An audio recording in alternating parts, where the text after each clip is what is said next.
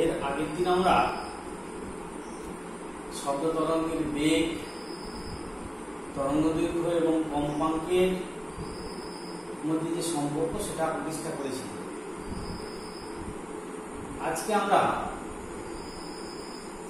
শব্দের কয়েকটি ধর্ম নিয়ে আলোচনা করব।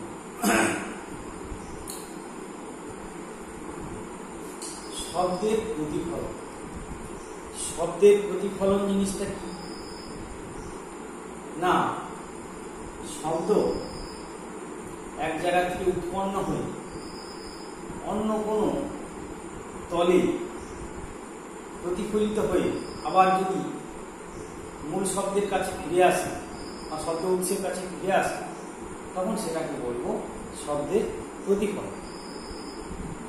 এই প্রতিফলকের কাজ করে পাহাড়ের চূড়া, কোনো উঁচু দেওয়াল, ঘর বাড়ি, অনেকগুলি অবস্থিত ঘর বাড়ি, এগুলো প্রতিফলকের কাজ করে। তো শব্দের প্রতিফলন কাকে বলে, আমাদের সেটা শব্দের প্রতিফলন কাকে বলে। শব্দ তরঙ্গ যখন একটা মাধ্যমে চলতে চলতে অন্য কোনো মাধ্যমের তলে এসে আপতিত হয়, তখন সেই আপতিত শব্দের কিছু অংশ দিক পরিবর্তন করে আবার যেই মাধ্যম থেকে গেছিল সেই মাধ্যমেই ফিরে আসে। এটাকে বলা হয় শব্দের প্রতিফলন। আলোর যেমন প্রতিফলন হয়, শব্দেরও তেমন প্রতিফলন হয়। অর্থাৎ শব্দ একটা মাধ্যমে চলতে চলতে যখন আর একটা মাধ্যমে সে আপতিত হয়, অর্থাৎ দুই মাধ্যমের বিভেদ তলে এসে আপতিত হয়, তখন সেই শব্দ ওই তল থেকে তার দিক পরিবর্তন করে আবার প্রথম মাধ্যমে ফিরে আসে। এটাকে বলা হয় শব্দের প্রতিফলন। শব্দের প্রতিফলনের এই যে আমরা একটা পরীক্ষা অ্যারেঞ্জ করেছি, দেখো এটা হচ্ছে কি একটা প্রতিফলক। প্রতিফলকটা কিরকম? টেবিলের একটা মসৃণ টেবিলের উপরে দুটো নল নেওয়া আছে। এই একটা নল দেখতে পাচ্ছ, এই একটা নল। আচ্ছা, টেবিলের উপরে একটা প্রতিফলক রাখা। প্রতিফলক মানে কিরকম? ধরো এইটা যদি টেবিল হয়, টেবিলের উপর একটা প্রতিফলক এই লম্ব ভাবে রেখে দিলাম, এইভাবে লম্ব ভাবে রেখে দিলাম, তাহলে কি হবে না, এই দুটো নল নিয়েছি, এই দুটো নলকে টেবিলের উপর সুন্দরভাবে সেট করে রাখতে হবে। এইখানে নল দুটোকে এমন ভাবে রাখতে হবে, এই দুটো মাথা যেন ও বিন্দুতে ঠিক সংযুক্ত অবস্থায় থাকে। এবার এখানে একটা আমরা ঘড়ি রাখলাম, ঠিক ঠিক শব্দ হচ্ছে, আর এ পাশে কান দিয়ে আমরা শুনবো। এবার দেখো এইখানে যে ঘড়ির শব্দটা এইখান থেকে এই নলের মধ্যে দিয়ে গিয়ে এই বিন্দুতে আপতিত হবে। ও বিন্দু হচ্ছে আপতন বিন্দু, এখান থেকে প্রতিফলিত হয়ে এই পিও পথে গিয়ে ও বিন্দুতে আপতিত হবে, আবার ও কিউ পথে প্রতিফলিত হয়ে কানে পৌঁছবে। এইবার এই শব্দটা যদি এই ঘড়ির টিকটিক শব্দটা পরিষ্কার যদি শুনতে হয়, তাহলে এই যে নলটা, এই যে ও বিন্দুতে আমরা একটা লম্ব এঁকেছি, ও এর লম্ব, এই ও এর লম্বের সঙ্গে পিও যে কোণ করেছে, আবার ও এর লম্বের সঙ্গে ও কিউ যদি সেই কোণ করে, তবে এই ঘড়ির টিকটিক শব্দটা আমরা পরিষ্কার শুনতে পাবো। কিন্তু যদি পিও এন কোণ আর কিউ এন কোণ পরস্পর সমান না হয়, তাহলে কিন্তু ঘড়ির পরিষ্কার শব্দটা আমরা শুনতে পাবো না। যখনই পিও এন কোণ এবং কিউ এন কোণ দুটো সমান হবে, তখনই আমরা কিন্তু শব্দের এই ঘড়ির টিকটিক শব্দটা শুনতে পাবো। এই পিও এন আর কিউ এন দুটো কোণ সমান হতে হবে। এই নল দুটোকে আমরা ডান দিক বাম দিক সরিয়ে সেট করতে পারি। একটু সরিয়ে কিউ এন কোণটা যদি পিও এন কোণের চেয়ে ছোট হয়ে যায়, তাহলে দেখবে শব্দ ক্ষীণ শোনা যাচ্ছে। বা পিও এন এর চেয়ে কিউ এন কোণটা যদি বড় হয়ে যায়, সেক্ষেত্রেও দেখবে শব্দটা ক্ষীণ শোনাচ্ছে। একমাত্র পিও এন এবং কিউ এন দুটো সমান হলেই শব্দটা পরিষ্কার শোনা যায়। তার মানে এর থেকে প্রমাণিত হলো যে শব্দেরও প্রতিফলন হয়, এবং শব্দের প্রতিফলনের দুটো নিয়ম আছে, সূত্র আছে। এক নম্বর হচ্ছে আপতিত শব্দ, প্রতিফলিত শব্দ এবং আপতন বিন্দুতে উচিত অভিলম্ব। আপতিত শব্দ, আপতিত শব্দ, প্রতিফলিত শব্দ,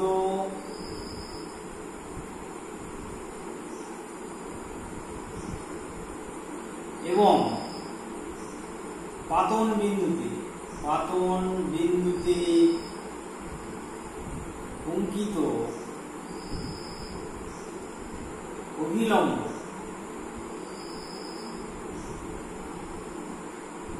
একই সমতলে থাকে, অর্থাৎ এই বোর্ডের সমতলে আছে। আর 2 নম্বর সূত্রটা হলো এই যে আপতন কোণ PON, আপতন কোণ সমান প্রতিফলন কোণ। এই গেল শব্দের প্রতিফলনের দুটো সূত্র, অর্থাৎ PON কোণ সমান QON। তাহলে আরেকবার বলি, শব্দের প্রতিফলন কাকে বলে? শব্দ একটা মাধ্যমে চলতে চলতে যখন আরেকটা মাধ্যমের তলে এসে আপতিত হয়, তখন সেই মাধ্যম থেকে দিক পরিবর্তন করে যে মাধ্যম থেকে লিখল সেই মাধ্যমেই আবার ফিরে আসে, এটাকে বলা হয় শব্দের প্রতিফলন। শব্দের প্রতিফলন আলোর প্রতিফলনের মতো নিয়ম মেনে চলে। এখানে হচ্ছে PO হচ্ছে আপতিত শব্দ ও Q হচ্ছে প্রতিফলিত শব্দ। এখানে আমরা দুটো নলের ব্যবস্থা করেছি, দুটো নল।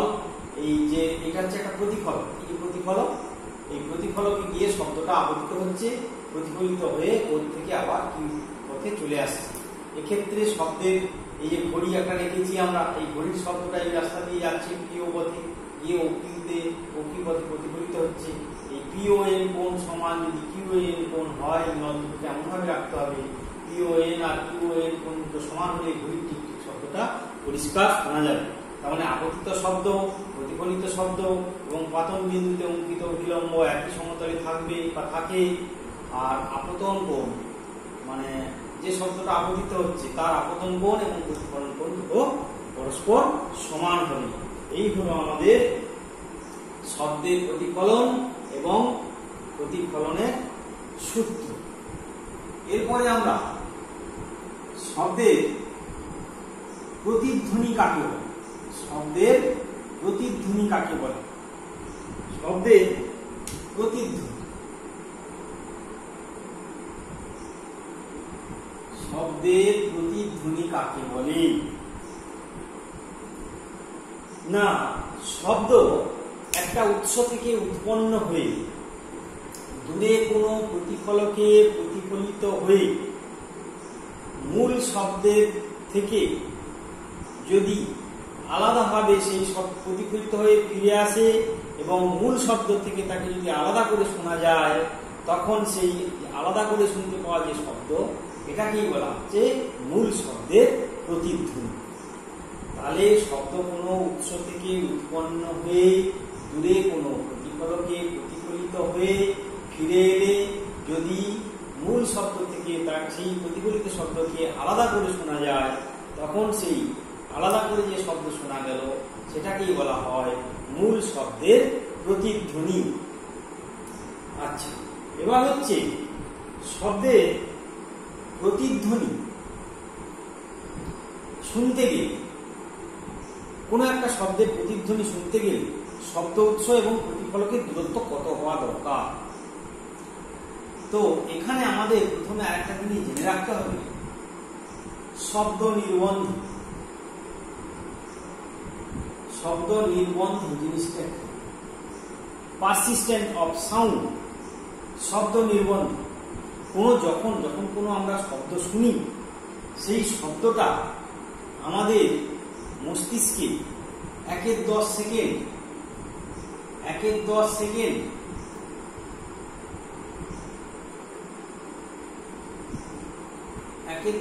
স্থায়ী হয়।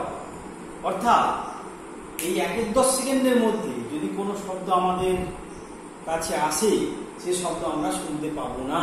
একটা শব্দ শোনার পর সেই শব্দের বেশ আমাদের কানে বা মস্তিষ্কে 1-10 সেকেন্ড স্থায়ী হয়, এটাকে বলা হচ্ছে শব্দ নির্বন্ধ। এই শব্দ নির্বন্ধের জন্য 1-10 সেকেন্ডের মধ্যে কোনো শব্দ যদি আমাদের কানে আসে আমরা কিন্তু সেটা শুনতে পারবো না। এবার এই জিনিসটা মাথায় রেখে কোনো শব্দের প্রতিধ্বনি শুনতে গেলে আমাদের শব্দের উৎস এবং প্রতিফলকের মধ্যে কত দূরত্ব হওয়া দরকার সেই বিষয়ে আমরা আলোচনা করব। শব্দ বিভিন্ন ধরনের শব্দ হয়, যেমন হচ্ছে ক্ষণস্থায়ী শব্দ।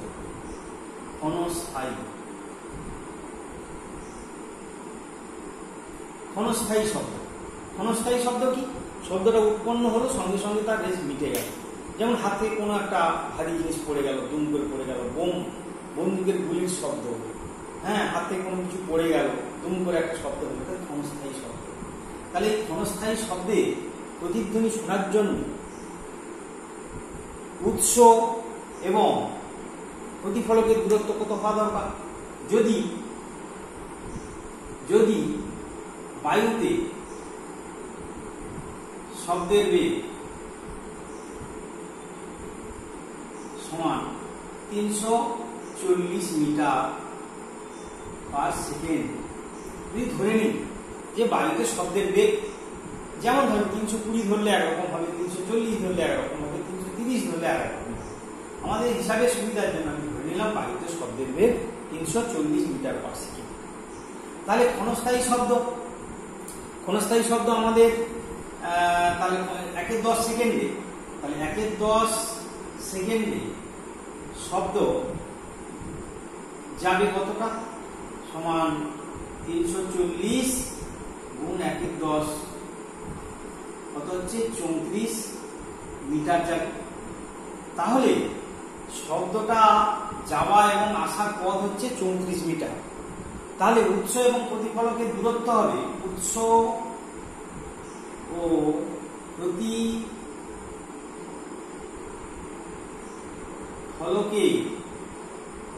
দূরত্ব হবে সমান 34/2 সমান 17 মিটার। অর্থাৎ আমরা যদি বায়ুতে শব্দের বেগ 340 মিটার ধরে নিই, তাহলে 1/10 ক্ষণস্থায়ী শব্দ, 1/10 সেকেন্ডের শব্দ কতটা যাবে? 34 মিটার। মানে শব্দটা যাবে, আবার প্রতিফলক থেকে শব্দটা যাবে, এইটা উৎস, এখানে শব্দ উৎপন্ন হলো, এখান থেকে এখানে প্রতিফলক। তাহলে উৎস থেকে উৎপন্ন হয়ে প্রতিফলকে গেল, আবার ফিরে এলো। কারণ 1/10 সেকেন্ডের মধ্যে যদি শব্দ চলে আসে আমরা শুনতে পাবো না, তাহলে মিনিমাম 1/10 সেকেন্ড পরে শব্দটা আসতে হবে। তাহলে 1/10 সেকেন্ডের শব্দ কতটা যাবে? এই যাবে আর আসবে, উৎস থেকে গিয়ে প্রতিফলিত হলো, প্রতিফলিত হয়ে আবার ফিরে এলো। তাই যাওয়া আসার পথ কত? 334 মিটার। তাহলে উৎস থেকে প্রতিফলকের দূরত্ব কত হবে? না, যাওয়া আসায় 34 হয়, তাহলে 2 দিয়ে ভাগ করতে হবে, 17 মিটার। অর্থাৎ বায়ুতে শব্দের বেগ 340 মিটার প্রতি সেকেন্ড হলে ক্ষণস্থায়ী শব্দের প্রতিধ্বনি শোনার জন্য উৎস প্রতিফলকের দূরত্ব হবে 17 মিটার। এবার হচ্ছে পদাংশযুক্ত শব্দ। পদাংশযুক্ত শব্দ, একজন মানুষ যত জোরে কথা বলুক সে 1 সেকেন্ডে 5টার বেশি পদাংশ উচ্চারণ করতে পারবে না। একজন মানুষ যত দ্রুত কথা বলুক সে 1 সেকেন্ডে 5টার বেশি পদাংশ উচ্চারণ করতে পারবে না। তাহলে তাহলে 5টি পদাংশ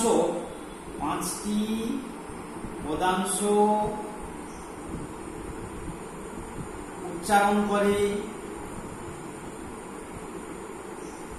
1 সেকেন্ডে। তাহলে একটি পদাংশ উচ্চারণ করতে কত লাগবে? 1/5 সেকেন্ড সমান 0.2 সেকেন্ড, 2 সেকেন্ড। অর্থাৎ তাহলে শব্দ 0.2 সেকেন্ডে কতটা যাবে? 0.2 সেকেন্ডে শব্দ যাবে কত? 340 গুণ 0.2, তার মানে কত হবে? 68 মিটার। 68 মিটার। তাহলে একটি পদাংশযুক্ত শব্দের প্রতিধ্বনি শোনার জন্য শব্দকে 68 মিটার দূরত্ব অতিক্রম করতে হয় একটি পদাংশযুক্ত শব্দের প্রতিধ্বনি শোনার জন্য। তাহলে উৎস প্রতিফলক, উৎস প্রতিফলক, উৎস আর প্রতিফলক, তাহলে যাবে এবং আসবে, এই টোটালটা হচ্ছে 68 মিটার। তাহলে উৎস এবং প্রতিফলকের দূরত্ব কত হবে না 68/2 অর্থাৎ 34 মিটার। তাহলে উৎস ও একটি পদাংশ, একটি পদাংশ, উৎস ও প্রতিফলকের দূরত্ব হবে সমান কত হবে 68/2 মিটার সমান 34 মিটার।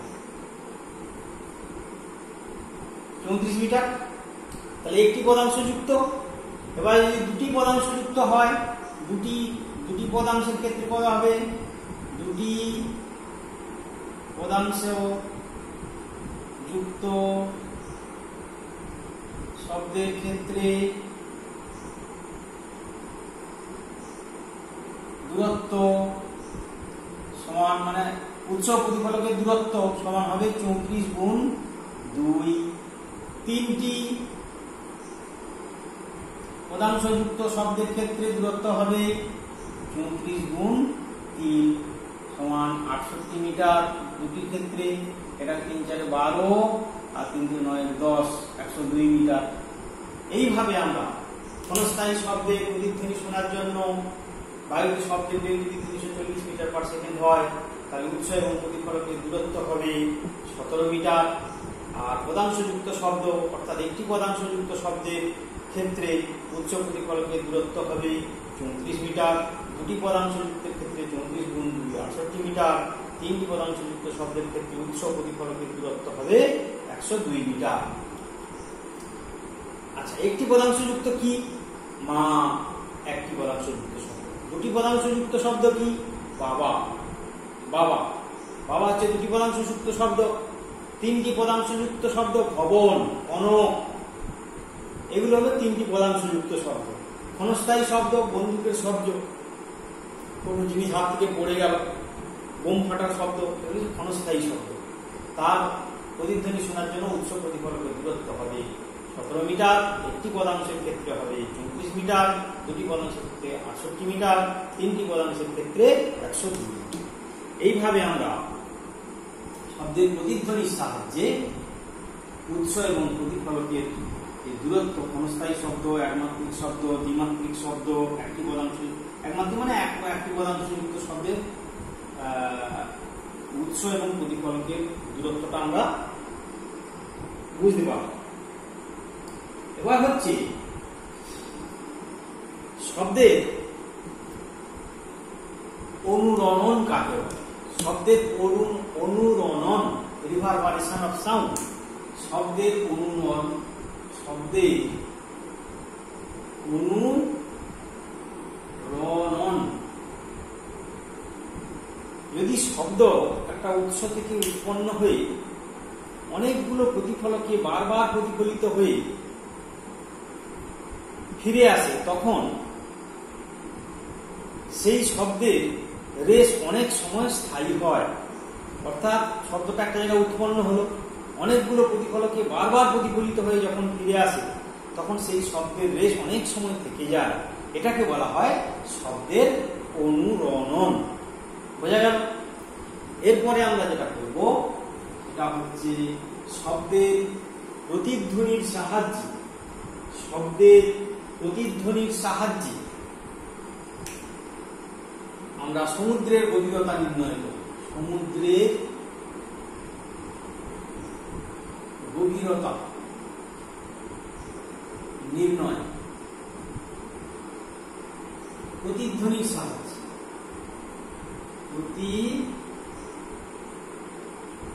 প্রতিধ্বনির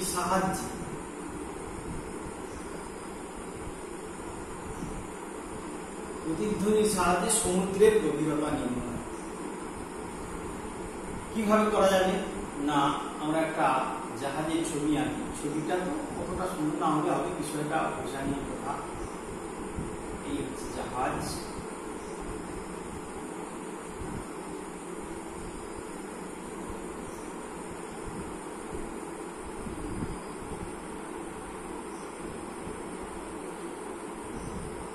একটা জাহাজ, এইটা সমুদ্রের জল। এইবার এই জাহাজের এই তল থেকে এক্স দূরত্বে একটা জায়গা পি, এখানে হচ্ছে কিউ। পিতে একটা বিস্ফোরণ বা শব্দ তৈরি করা আছে, আর কিউতে একটা হাইড্রোফোন যন্ত্র রাখা আছে। তাহলে এইটা মনে করো আমাদের সমুদ্রের তলদেশ, এটা সমুদ্রের তলদেশ। এটা কি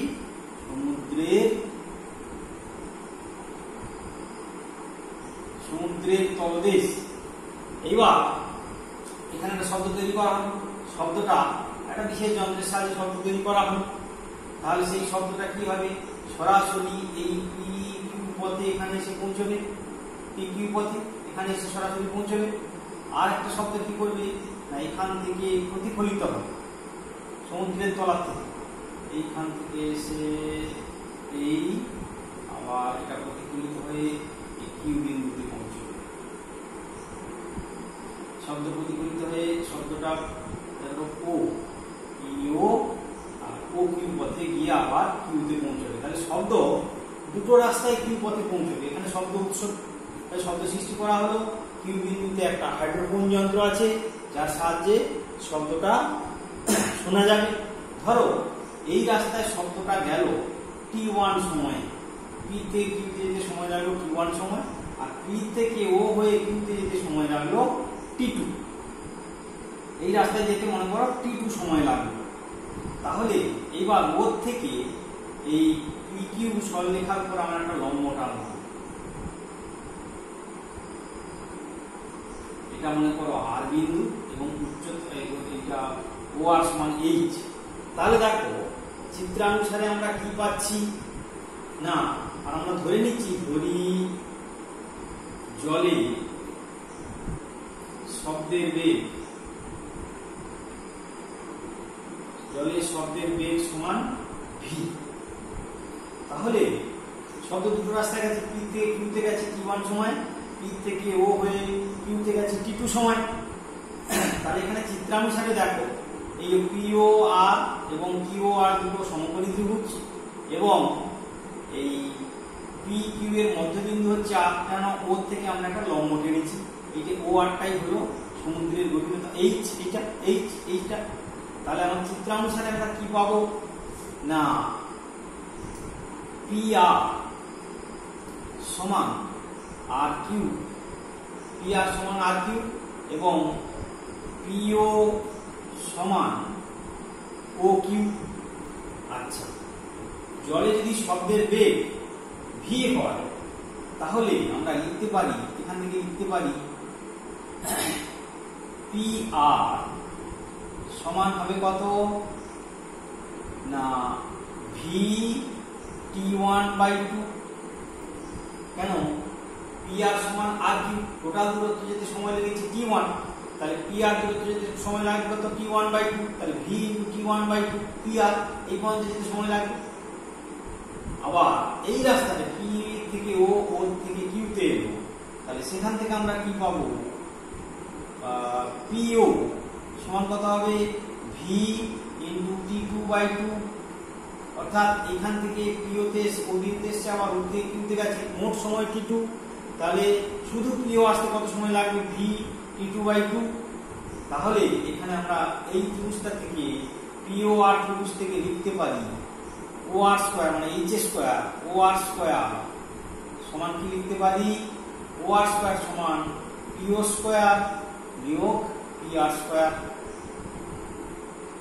সমান পিও স্কয়ার মানে V t2/2 whole square minus V t1/2 whole square, P R V t1/2 whole square.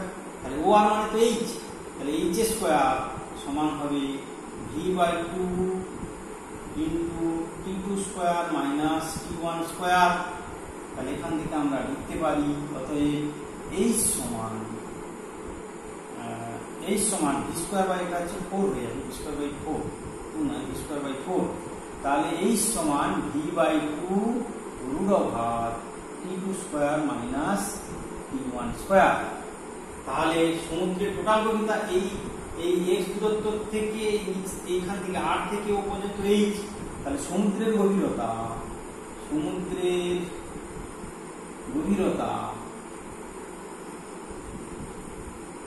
সমান d ইকুয়াল টু হবে x প্লাস h সমান x plus v by 2 into root over of t2 square minus t1 square.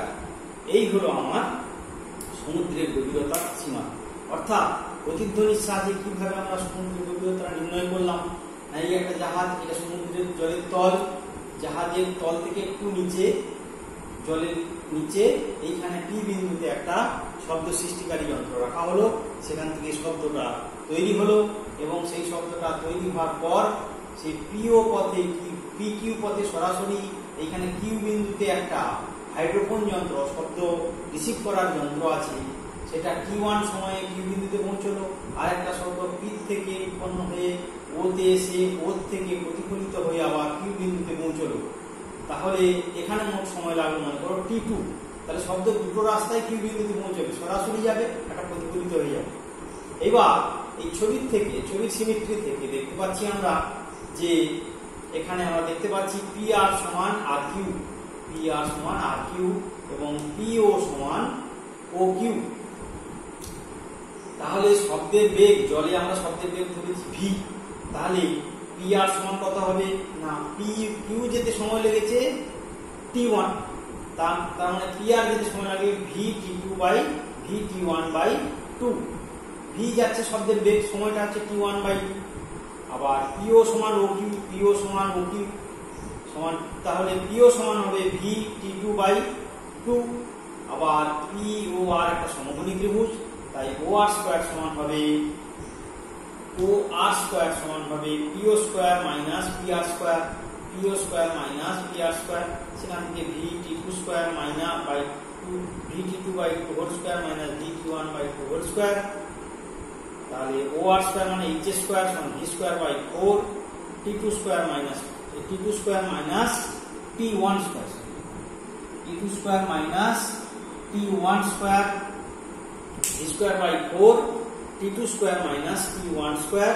সেখান থেকে পাবো h equal to v by 2 t2 square root over t2 square minus t1 square. তার সমুদ্রের গভীরতা হবে, কার্যকর গভীরতা যদি d হয়, টোটালটা d মানে এইখান থেকে সমুদ্রের গভীরতা x, এই x প্লাস এই যেটা এই টোটালটা হচ্ছে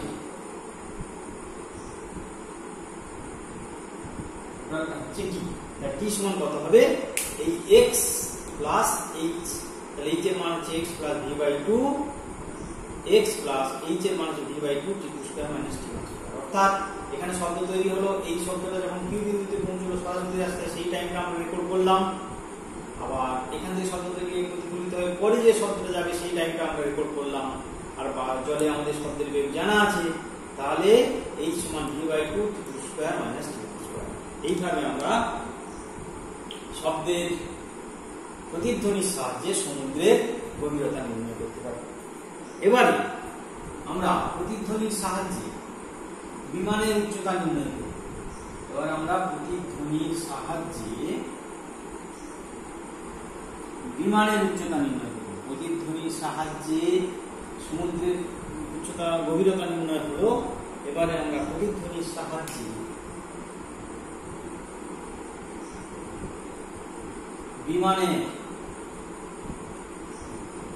উচ্চতা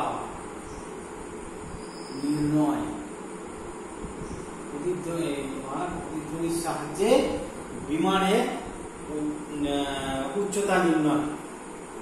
এই ধরো এই একটা বিমান, এই বিন্দু থেকে বিমানের ছবিটা আঁকা যাক।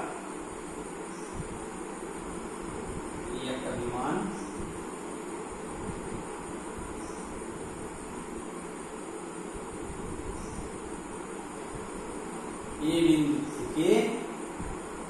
এই সোজাসুজি এইদিকে উঠে যাচ্ছে, এই বিন্দুতে এইখানে একটা শব্দ করলো, এই এ বিন্দুতে একটা শব্দ করলো, কিছু সময় পরে বিমানটা বি বিন্দুতে পৌঁছলো, এইখানে বিমানটা চলে এলো,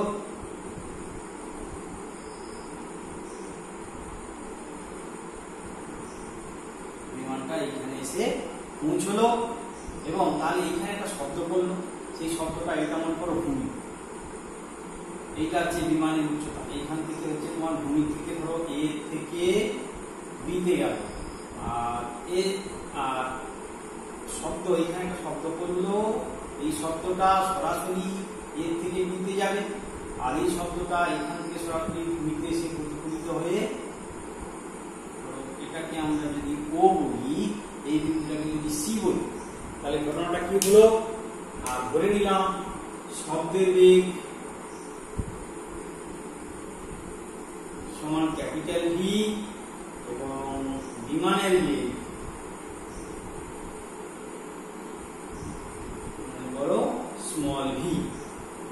তাহলে এ বিন্দুতে একটি বিমান একটা শব্দ সৃষ্টি করলো, সেই শব্দটা এ ও পথে এসে ও বি পথে প্রতিফলিত হয়ে যখন এখানে পৌঁছবে, তখন বিমানটা অলরেডি এখানে এ থেকে সি হয়ে বিতে পৌঁছে যাবে, তখন এখানে এসে বিমান এই যে শব্দ এখানে তৈরি করেছিল সেই শব্দের প্রতিধ্বনি এখানে শুনতে পাবে। তার মানে আমরা ধরে নিয়েছি শব্দের বেগ ভি, আর বায়ুতে শব্দের বেগ আর বিমানের বেগ হচ্ছে ভি। তাহলে মনে করো এই শব্দটা, মনে করো না, এই শব্দটা এর থেকে বিতে যাবে সরাসরি, আর এইখান থেকে যাবে এর থেকে ওতে আসবে, ওর থেকে বিতে শব্দটা তোমার প্রতিফলিত হয়ে ওর থেকে বিতে পৌঁছবে। তার মানে এখান থেকে আমরা বলতে পারি যে এই যে সময়টা একই সময়, মানে এর থেকে বিতে পৌঁছে গেল যে সময়, সেই সময়ের মধ্যেই শব্দটা এর থেকে ও হয়ে অভিপথে প্রতিফলিত হয়ে চলে গেল। এবার ধরি সেই সময়টা এইখানে পৌঁছবে, এবং সেই সময় যদি এই সময়টা মনে করো প্রতিধ্বনি শোনার সময় মনে করো টি, তাহলে এখান থেকে ছবির সিমেট্রি থেকে আমরা বলতে পারি এসি সমান বিসি বা সিবি সমান কত হবে, বিমানের বেগ, বিমানের বেগ কত, V into T by two, V into T by two, মানে এর থেকে বিতে যেতে সময় লেগেছে টি সময়। আচ্ছা, তার মানে আর আবার এর থেকে ও হয়ে বিতে পৌঁছতে সময় লেগেছে টি টি সময়, তাহলে এক্ষেত্রে আমরা লিখব এও সমান ও বি সমান V into T by two. V হচ্ছে বিমানের বেগ, তাহলে বিমান এর থেকে বিতে যেতে কত, এর থেকে বিতে যেতে কত সময় লাগবে, এর থেকে বিতে যেতে তার মানে এবি, এবি সমান কত হবে ভিটি, ভি বেগে যাচ্ছে আর টি সময় নিয়েছে এর থেকে বিতে যেতে, তাহলে এসি বা সিবি অতিক্রম করতে কত সময় লাগবে, V into T by two. এর থেকে বিতে যেতে সময় লাগে টি, আবার এসি সমান বিসি, তাহলে কি হবে না এসি সমান সিবি সমান V into T by two. আচ্ছা, এটা হচ্ছে তোমার বিমানের উচ্চতা, অর্থাৎ ভূমির থেকে ওর থেকে সি পর্যন্ত, এটা হচ্ছে ভূমির থেকে বিমান এই উচ্চতায় উড়ে যাচ্ছে। আবার শব্দটা এটা বিমান গেছে ভি বেগে, তাহলে বিমান এর থেকে বিতে যেতে এবি, তার মানে এবি সমান আমাদের হয়েছে এবি সমান ভি ইন্টু টি, আর যেহেতু এসি সমান সিবি তাহলে কত হবে V into T by two. আবার এও আর ওবিতে যেতে মোট সময় লেগেছে টি, তাহলে এও সমান ওবি সমান V into T by two. তাহলে এখান থেকে এ ও সি সমকোণী ত্রিভুজ, তাই এখান থেকে আমরা লিখতে পারি ওসি স্কোয়ার, ওসি স্কোয়ার সমান এও স্কোয়ার মাইনাস এসি স্কোয়ার। আমরা লিখতে পারি ওসি স্কোয়ার সমান হচ্ছে এইচ স্কোয়ার, এও স্কোয়ার মানে কত V square T square by 4 minus V square T square by 4 তাহলে আমরা এখান থেকে লিখতে পারি অতএব এইচ স্কয়ার সমান এইচ সমান যদি এইচ স্কয়ার নয় এইচ সমান হবে t/2 root over V square minus V square. এই হলো আমাদের বিমানের উচ্চতা। তাহলে জিনিসটা কি দাঁড়ালো আগে বলা যাক। ধরো একটা বিমান ভূমি থেকে এই যে উচ্চতায় উঠছে ওসি, সেই এখানে এই বিন্দুতে যখন ছিল সেখানে একটা শব্দ সৃষ্টি করলো। সেই শব্দ এই এ ও পথে এসে প্রতিফলিত হয়ে বিতে এই বি বিন্দুতে যখন পৌঁছলো তখন বিমানটা এর থেকে বি বিন্দুতে পৌঁছে গেল। অর্থাৎ এখানে যে শব্দটা তৈরি করেছিল সেই শব্দের প্রতিধ্বনি ও বি বিন্দুতে গিয়ে সে শুনতে পেল। তাহলে বিমান এর থেকে বিতে যেতে ধরে নিলাম সময় লেগেছে, এখানে এর থেকে বিতে যেতে সময় লেগেছে মনে করো টি সময়। তাহলে এ বি সমান কত হবে না বিমানের বেগ গুণিতক সময়। বিমানের বেগ আমরা ধরেছি ভি গুণিতক সময় এ বি সমান ভিটি। আবার এই ছবির সিমেট্রি থেকে দেখো, যেহেতু আমরা ওর থেকে এই এ বি রাস্তা সরলরেখা করছি একটা লম্ব টেনেছি, তাহলে এসি সমান তোমার সিবি হবে। প্রতিফলন শব্দের প্রতিফলনের নিয়ম অনুসারে এই কোণটা সমান এই কোণটা। তাহলে সিমেট্রি থেকে আমরা বলতে পারি এ বি সমান V into T. A B সমান বিমানের বেগ গুণিতক সময়। তাহলে এসি সমান আবার এসি সমান সিবি। তাহলে এসি সমান সিবি সমান ভি ইন্টু টি/2। এই পুরোটা যদি টি লাগে আর এসি সমান যদি সিবি হয় তাহলে অবশ্যই আমরা বলতে পারি এসি সমান সিবি সমান ভি ইন্টু টি/2। একই রকম ভাবে এও সমান ওবি সমান শব্দের বেগ গুণিতক টি/2। তাহলে এ ও সি একটা বা এসি ও এ ও সি একটা সমকোণী ত্রিভুজ। তাহলে ওসি স্কয়ার সমান এও স্কয়ার অতিভুজ স্কয়ার মাইনাস এসি স্কয়ার। আবার এও তোমার হচ্ছে এও স্কয়ার সমান হচ্ছে V square T square by 4 আর এসি স্কয়ার সমান হচ্ছে V square T square by 4। তার মানে এইচ সমান কি পাবো স্কয়ার রুট করলে আমরা পেয়ে যাবো টি/2 root over V square minus V square. অর্থাৎ শব্দের বেগ বিমানের বেগ এবং কত সময় পরে আমরা প্রতিধ্বনি শুনতে পেয়েছি সেইটা হিসাব করলে আমরা বিমানের উচ্চতা প্রতিধ্বনির সাহায্যে নির্ণয় করতে পারবো। সহজে আমরা কত বিমানটা কত উচ্চতা দিয়ে উড়ে যাচ্ছে সেটা আমরা সহজেই নির্ণয় করতে পারবো। এরপরে আমরা শব্দেতর শব্দ, শ্রুতিগোচর শব্দ এবং শব্দোত্তর শব্দ কি জানবো। শব্দেতর শব্দ, শব্দেতর শব্দ কি না সাবসনিক সাউন্ড। যে সমস্ত শব্দের কম্পাঙ্ক 20 হার্টজের কম, 20 হার্টজের কম, 20 হার্টজ এইচজেড বা সিপিএস, যে সমস্ত শব্দের কম্পাঙ্ক 20 হার্টজেরও কম তাদের বলা হয় শব্দেতর শব্দ। সেই সমস্ত শব্দ আমরা কিন্তু শুনতে পাই না, এটাকে বলা হয় সাবসনিক বা শব্দেতর শব্দ। যে সমস্ত শব্দের কম্পাঙ্ক 20 হার্টজেরও কম তারা সেগুলো আমরা শুনতে পাই না, সেটাকে বলা হয় শব্দেতর শব্দ। কারা শুনতে পায়? বিড়াল, কুকুর, এরা শুনতে পায়। বিড়াল এই সমস্ত শব্দের শব্দ কারা শুনতে পায়? বিড়াল, কুকুর। আর একটা হচ্ছে শ্রুতিগোচর শব্দ। শ্রুতিগোচর শব্দ অর্থাৎ যে শব্দটা আমরা শুনতে পাই সেই শব্দের কম্পাঙ্কের পাল্লা হবে 20 হার্টজ থেকে 20,000 হার্টজ। এই কম্পাঙ্কের পাল্লার মধ্যে যে সমস্ত শব্দ আসবে সেই সমস্ত শব্দকে আমরা শুনতে পাবো। এটাকে বলা হচ্ছে শ্রুতিগোচর শব্দ বা অডিয়েবল সাউন্ড। এটা হচ্ছে সাবসনিক সাউন্ড, এটা অডিয়েবল সাউন্ড। আর কি না শব্দোত্তর শব্দ, শব্দোত্তর শব্দ। শব্দোত্তর শব্দ কি না শব্দোত্তর শব্দ হলো যে সমস্ত শব্দের কম্পাঙ্ক 20,000-এর বেশি, 20,000 হার্টজ এর এটা হচ্ছে এত এর কম, এত এর বেশি। এই সমস্ত শব্দ আমরা কিন্তু শুনতে পাই না। এই সমস্ত শব্দ কারা শুনতে পায়? বাদুড়, বাদুড় শুনতে পায়। বাদুড়, তিমি, এরা কিন্তু এই শব্দ শুনতে পায়। আবার যে সমস্ত শব্দের কম্পাঙ্ক 20 হার্জ এর কম, সেটাও আমরা শুনতে পাই না, সেটা শুনতে পাই তোমার কুকুর, বিড়াল, এরা কিন্তু এই শব্দ শুনতে পায়। আর শ্রুতিগোচর শব্দ, যে সমস্ত শব্দের কম্পাঙ্ক 20 হার্জ থেকে 20,000 হার্জের মধ্যে, সেই সমস্ত শব্দ কিন্তু আমরা 20 হার্জ থেকে 20,000 হার্জের মধ্যে সেগুলো আমরা শুনতে পাই। এটা বলা হচ্ছে শ্রুতিগোচর শব্দ। আর যে সমস্ত শব্দের কম্পাঙ্ক 20,000 হার্জেরও বেশি, সেই সমস্ত শব্দও আমরা শুনতে পাই না, সেটাকে বলা হচ্ছে শব্দোত্তর শব্দ। বাদুড়, তিমি মাছ, এরা কিন্তু এই শব্দ শুনতে পায়। এবার হচ্ছে এই শব্দোত্তর শব্দের প্রয়োগ। এই শব্দোত্তর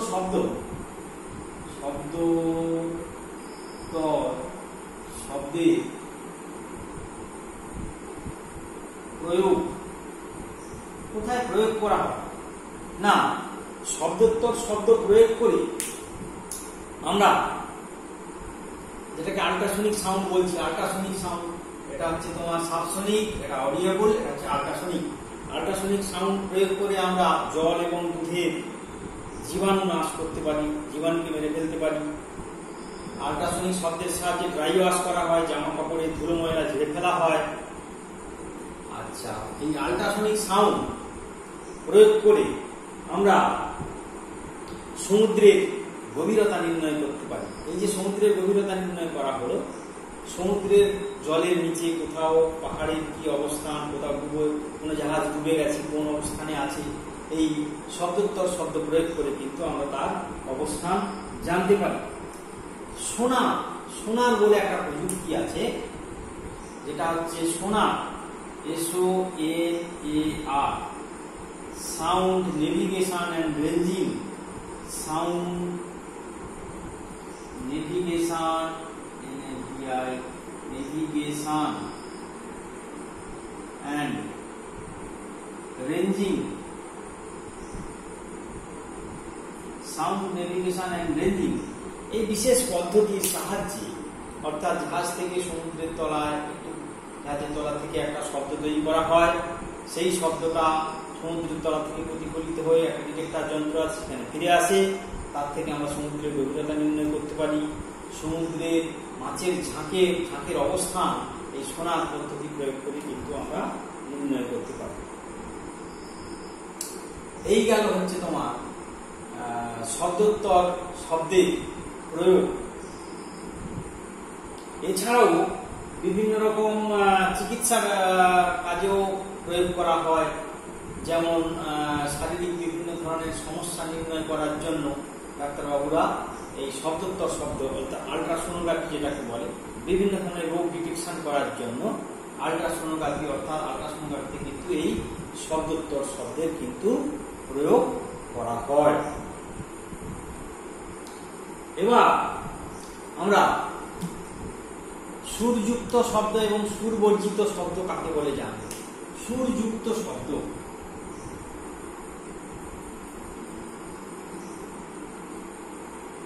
সুরযুক্ত শব্দ, সুরবর্জিত শব্দ।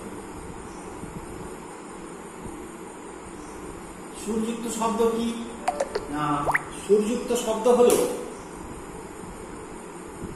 কোন শব্দ উৎসের নিয়মিত এবং পর্যাবৃত্ত কম্পনের ফলে উৎপন্ন শব্দকে বলা হয় সুরযুক্ত শব্দ।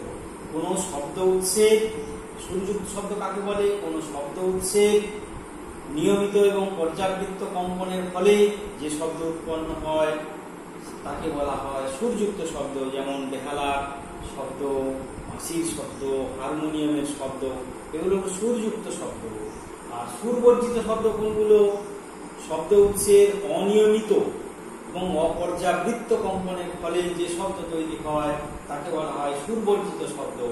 সুরবর্জিত শব্দের উদাহরণ হলো বাজারের কোলাহল, গাড়ির হর্ন, চিৎকার চেঁচামেচি, ঝগড়াঝাটির শব্দ, এগুলো হলো সুরবর্জিত শব্দ।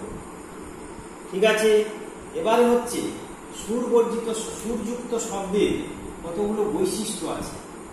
1 নম্বর হচ্ছে সুরযুক্ত শব্দের বৈশিষ্ট্য হলো প্রাবল্য। প্রাবল্য 2 নম্বর বৈশিষ্ট্য হচ্ছে তীক্ষ্ণতা,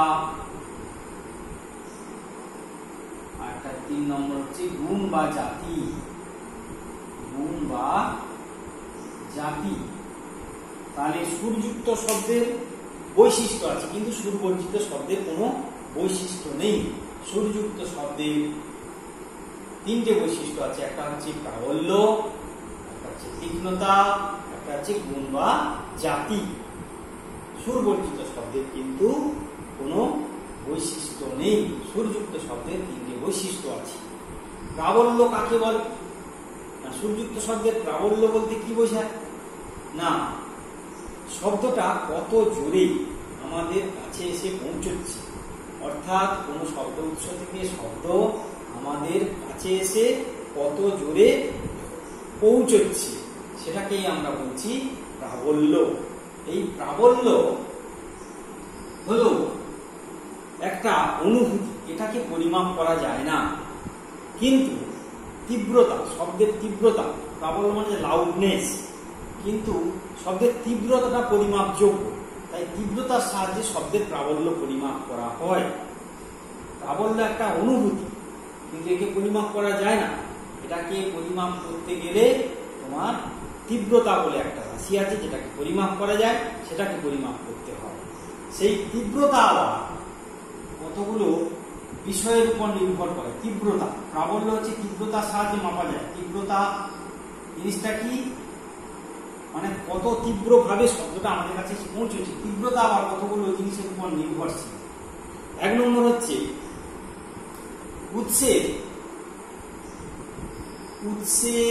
শব্দ উৎসের কম্পন বিস্তার,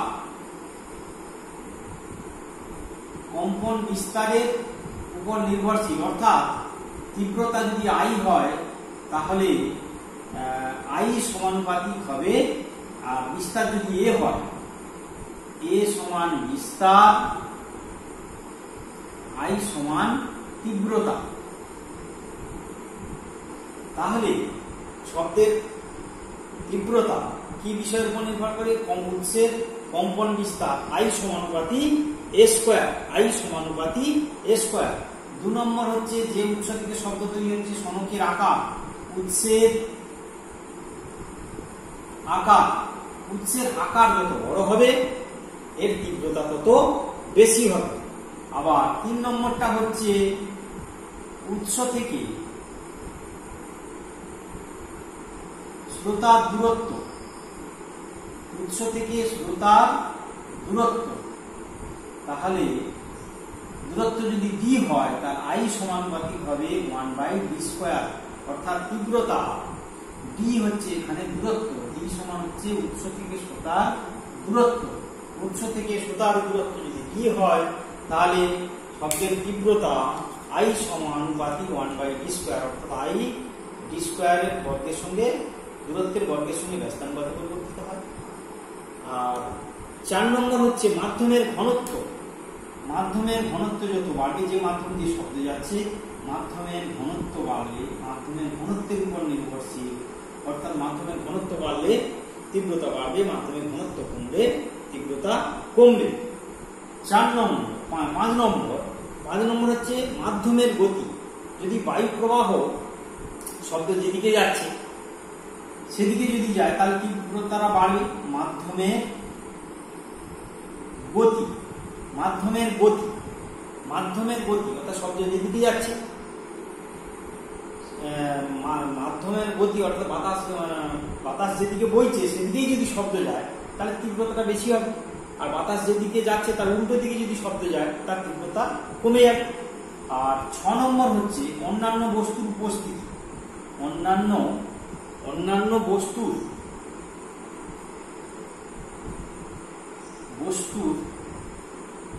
উপস্থিতি।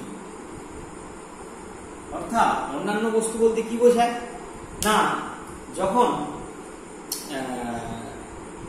কোন ফাঁপা বাক্স বা টিনের বাক্স থাকে, যেগুলো শব্দ তৈরি করা, ওগুলো কাঁপতে শুরু করে, তার ফলে কি হবে? তীব্রতা অনেক বেড়ে যাবে। সেই কারণে বলা হচ্ছে অন্যান্য বস্তুর উপস্থিতি। তাহলে শব্দের প্রাবল্য একটা অনুভূতি। প্রাবল্য পরিমাপ করতে গেলে তীব্রতা বলে শব্দ কত জোরে জোরে আমাদের কাছে আসছে, সেটা তীব্রতাটা মাপা যায়।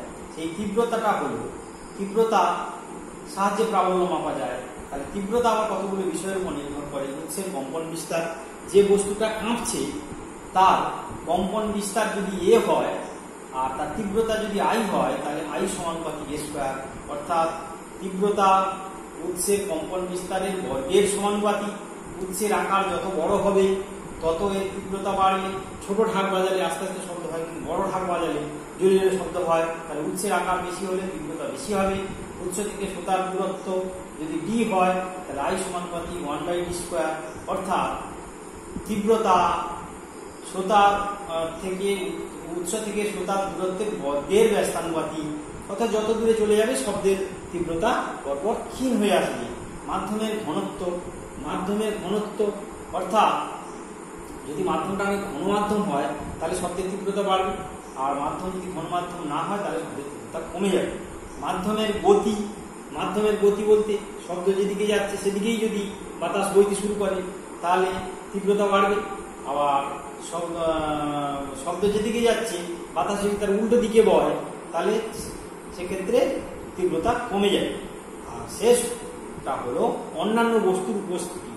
অন্যান্য বস্তুর উপস্থিতি বলতে কি বোঝায় না,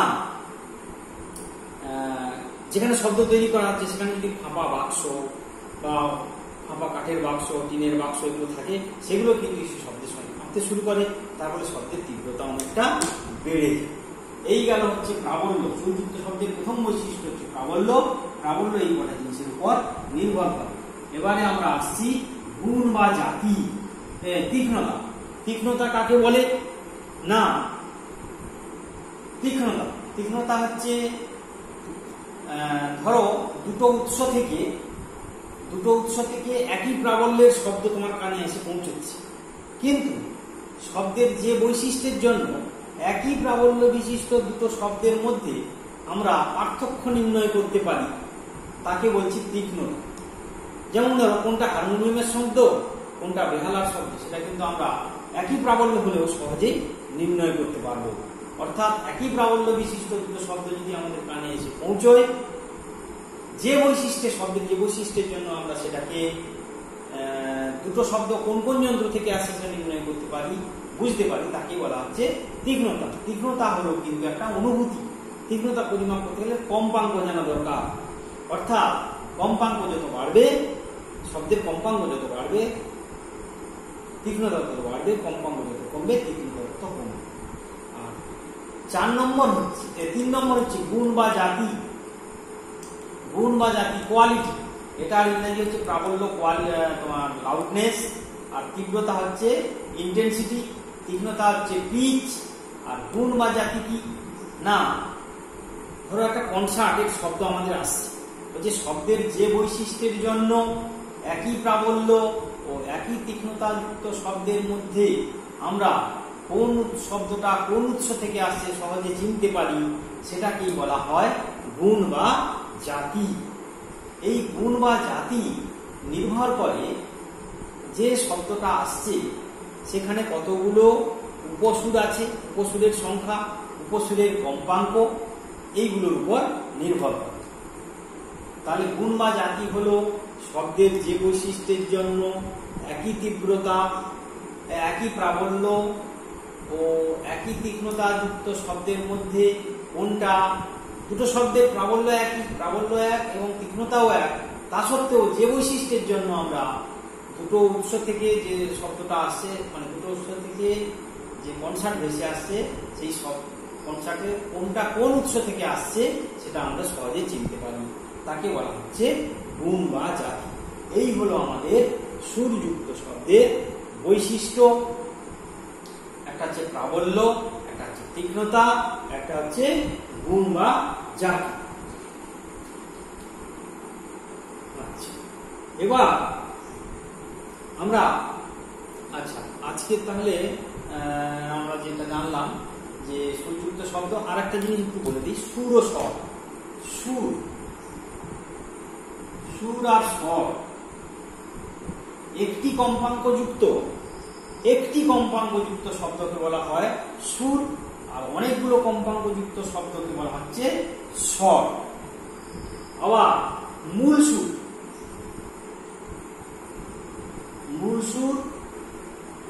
উপসুর সমমেল। ধরো কোন স্বরের মধ্যে সবচেয়ে কম কম্পাঙ্কের যে শব্দ থাকে তাকে বলা হয় মূল সুর। ধরো একটা স্বরের মধ্যে মনে করো 50, 100, 120, 150, 180 এরকম ধর শব্দ আছে, 1000 শব্দ আছে।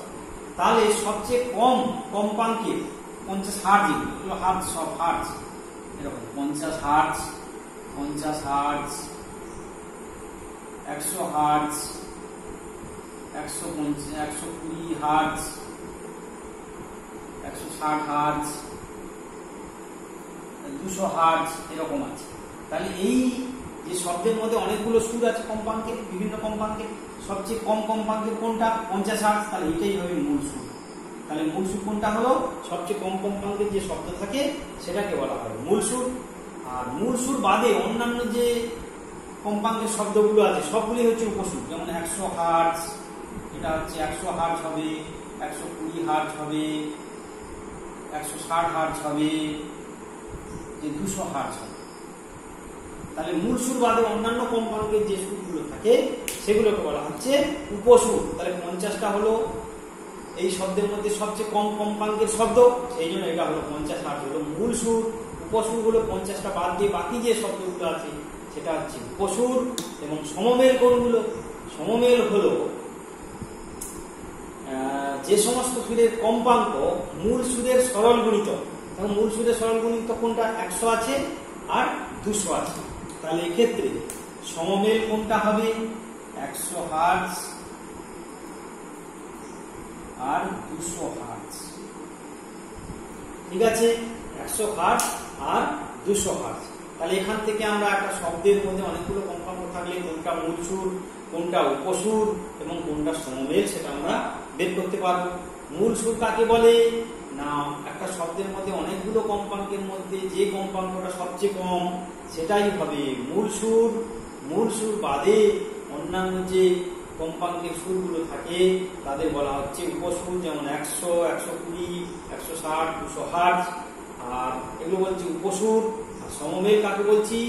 না, যে সমস্ত উপসুরের কম্পাঙ্ক, এই উপসুরগুলো যে সমস্ত উপসুরের কম্পাঙ্ক মূল সুরের সরল গুণিত, মূল সুরের সরল গুণিত 100 হার্জ আর 200 হার্জ, তাই সমমেল হবে 100 হার্জ আর 200 হার্জ।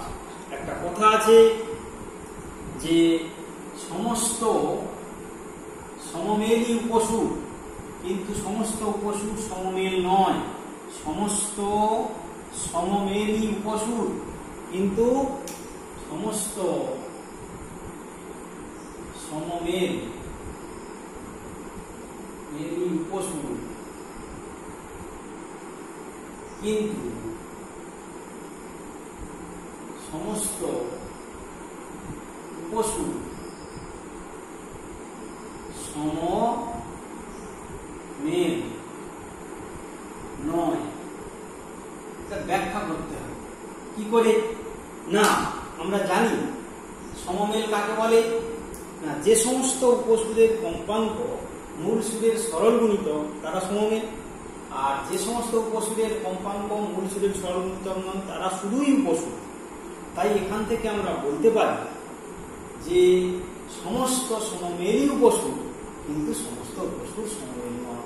আর একবার বলছি, আমরা সংজ্ঞা থেকে জানি যে সমস্ত উপসুরের কম্পাঙ্ক মূল সুরের সরল গুণিত তারা হলো সমমেল। তাহলে সমমেলও তো একটা উপসুর। যে সমস্ত উপসুরের কম্পাঙ্ক মূল সুরের সরল গুণিত তারা হলো সমমেল, আর যে সমস্ত উপসুরের কম্পাঙ্ক মূল সুরের সরল গুণিত নয় তারা শুধুই উপসুর। তাই বলা যায় সমস্ত সমমেলই উপসুর, কিন্তু সমস্ত উপসুর সমমেল নয়। ঠিক আছে, আজকে এই পর্যন্ত। এর পরের দিন আমরা এর পরের অংশ নিয়ে আলোচনা করব।